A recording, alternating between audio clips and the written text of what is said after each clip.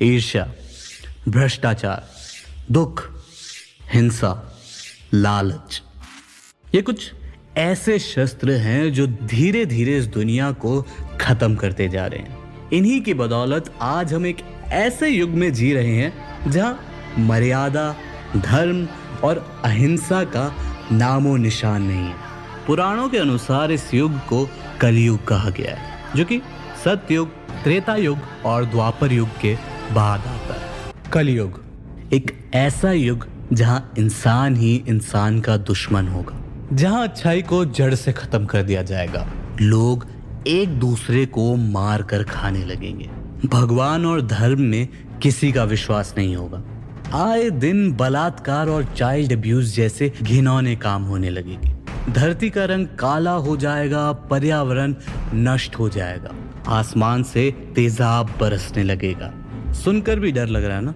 लेकिन ये सब हमारे पुराणों में लिखा हुआ है और उसकी एक झलक हम आज के समय पर भी देख सकते हैं। इस युग के अंत में एक भयानक राक्षस का जन्म होगा, जो कि कली नाम से जाना जाएगा। ईर्ष्या, क्रोध, अधर्म इसके कुछ हथियार होंगे।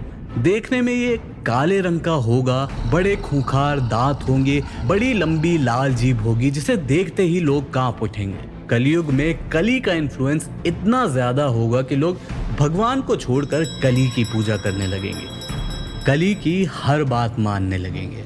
कली कलयुग का प्रतीक होगा। अपने शस्त्रों का इस्तेमाल करके कली इंसानों को अपना भक्त बनाएगा। कली का असर पूरी दुनिया पर बड़ा भयानक होगा, जिसके बाद पूरी दुनिया अपने आप को ही नष्ट करने की कगार पर उतर आएगी। तभी पुराणों के अनुसार भगवान विष्णु अपना 10वां और आखिरी अवतार लेंगे, जिसका नाम होगा कल्कि।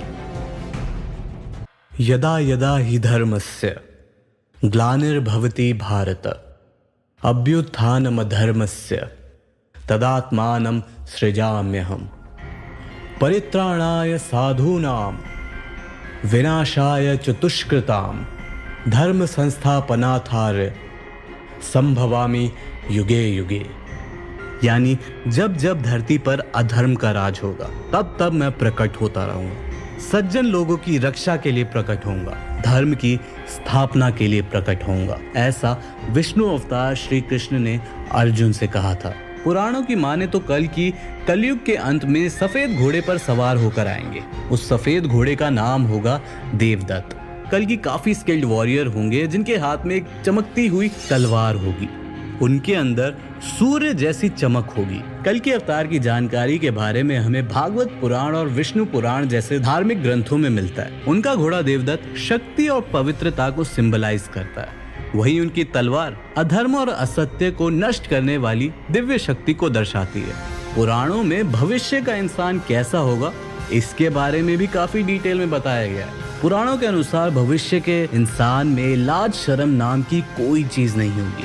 इंसान का कद काफी छोटा हो जाएगा, उसकी एवरेज उम्र भी काफी कम हो जाएगी। समय से पहले प्यूबर्टी या कहूँ यौवन के लक्षण आने लगेंगे। इंसान अधर्म के रास्ते पर चलेंगे और दुनिया पर बुरे इंसानों का राज होगा। किसी भी इंसान को माँ बाप का कोई सम्मान नहीं रहेगा। इंसान की भावनाएं मर जाएंगी। गरीबों को कीड़े मकोड़ों की तरह समझा जाएगा। यहाँ तक कि जब कलयुग अपने चरम पर होगा तब पानी अपने आप सूख जाएगा, धरती बंजर पड़ जाएगी, माँ और बेटे एक दूसरे के ही दुश्मन बन जाएंगे, मानो इंसान जानवरों से भी बदतर बन जाएंगे। भागवत पुराण में लिखा गया है कि जब कल्कि का अवतार होगा तो वो बचपन से ही काफी ज्यादा शक्तिशाली होंगे। लाखों की सेना को अकेले ही मार देंगे, किसी भी बुरे राज्य को एक झटके में खत्म कर देंगे। कल्कि पुराण के अनुसार कल्कि का जन्म उत्तर प्रदेश के संभाल नाम के एक गांव में होगा। उनके पिता का नाम विष्णु यश होगा और माता का नाम सुमति होगा। सुमति और विष्णु यश भगवान विष्णु के परम भक्त होंगे। ये भी माना जाता है कि कल्कि अवतार के पास एक तोता भी होगा जिसका नाम होगा शुक, जो कि पास्ट, प्रेजेंट और फ्यूचर को जान और देख सकेगा।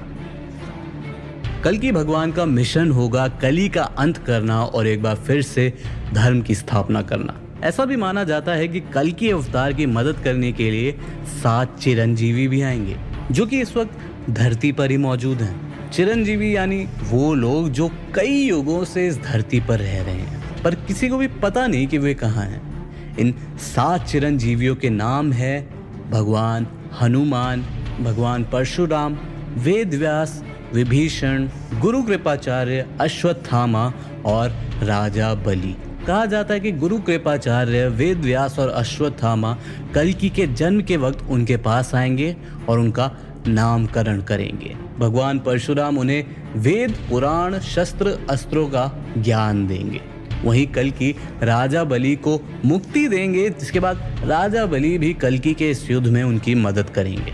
इस तरह 7 चिरंजीवी किसी न किसी तरीके से कल्कि अवतार की मदद करेंगे। पुराणों में ये तक बताया गया है कि कली और कल्कि का युद्ध कितना भयानक होगा। आकाश में गरजते हुए बादल होंगे, पृथ्वी पर पूरी तरह सन्नाटा छाया होगा। कल्कि अपने घोड़े यानी देवदत्त पर सवार होकर कली की नगरी में आ पहुंचेंगे। उनके अंदर सूर्य के समान तेज होगा और उनके ठीक सामने कली भी अपने सबसे भयानक रूप में खड़ा होगा।